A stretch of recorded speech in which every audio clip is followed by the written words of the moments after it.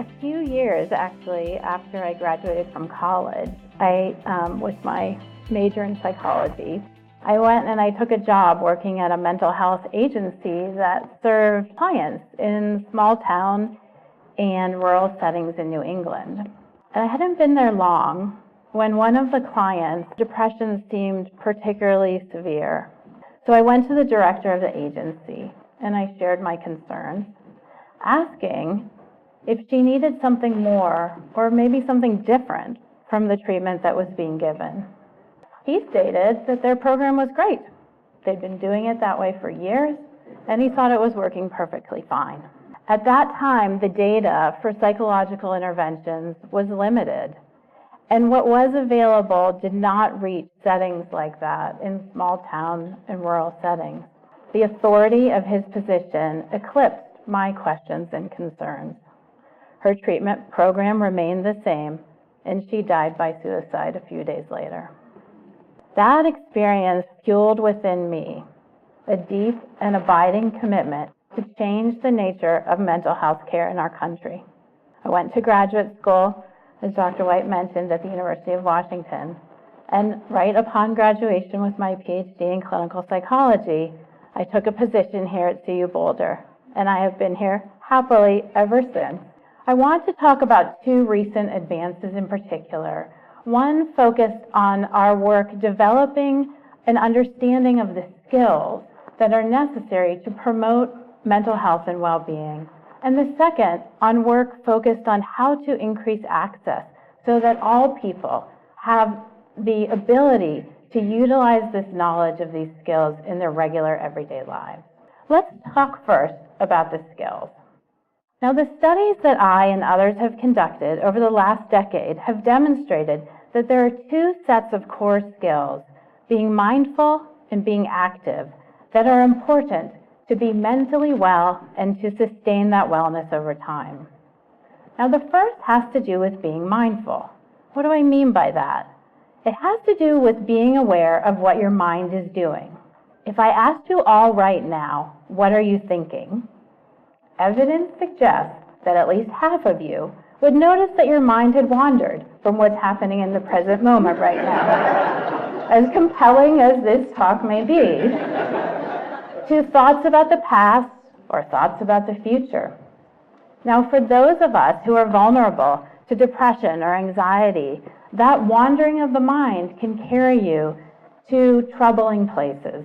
Mindfulness is about developing the skill to be aware of what your mind is doing, to learn through different forms of meditation practice, some as simple as mindfully paying attention to what you're eating. I encourage you to try that for a moment in our reception after we finish today. To sitting meditation practice, and what many people recognize is when they're first asked if they would sit quietly and simply pay attention to the sensations of their breathing, oftentimes they begin to notice just how busy their minds are. The skill of learning to notice thoughts, much like sitting on the bank of a river, watching leaves float by, rather than getting carried away by the current.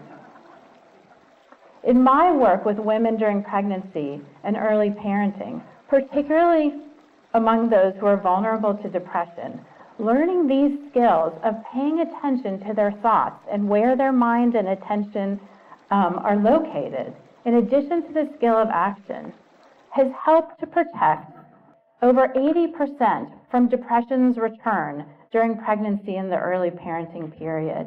This compares to about 50% of women who are protected if they don't receive this training. Now, in addition to being mindful, the skill of action also is critical. My colleagues and I have developed an intervention that focuses specifically on using the skill of action and the idea that you can change how you feel by changing what you do.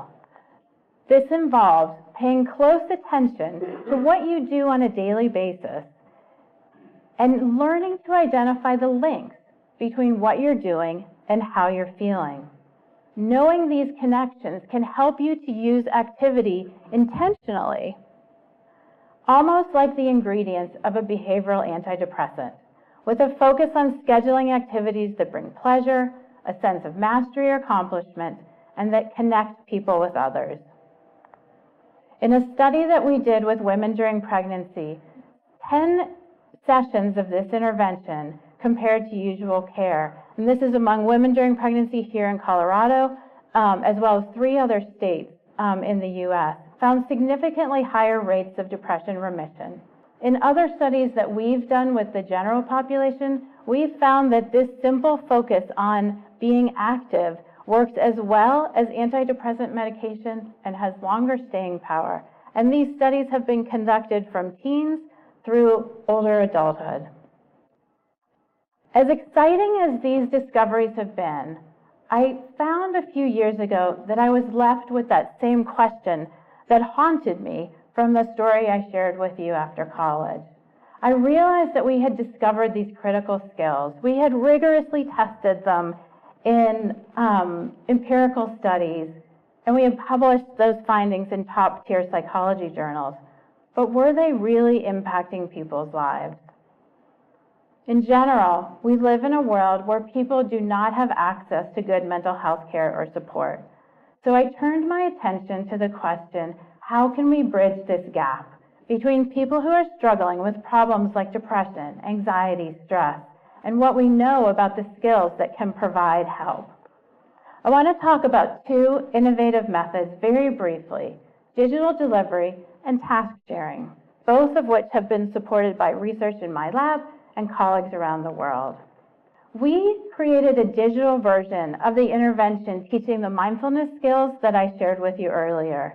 This allows people to access these skills from their phone, tablet, or computers anywhere, anytime. We have tested this digital intervention with hundreds of patients in primary care settings here in Colorado, and we're just beginning a study of this intervention with women during pregnancy, and will reach 500 women across the country. The results that we have to date are strong and compelling. In addition, though, we also are looking at the low-tech end of changing mental health care.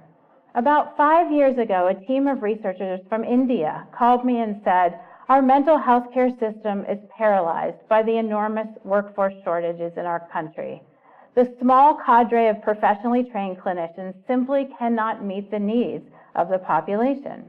They had done a thorough search of all the interventions published in the scientific literature and determined that the intervention that I shared with you, focused on action, was the best candidate for bringing into these settings.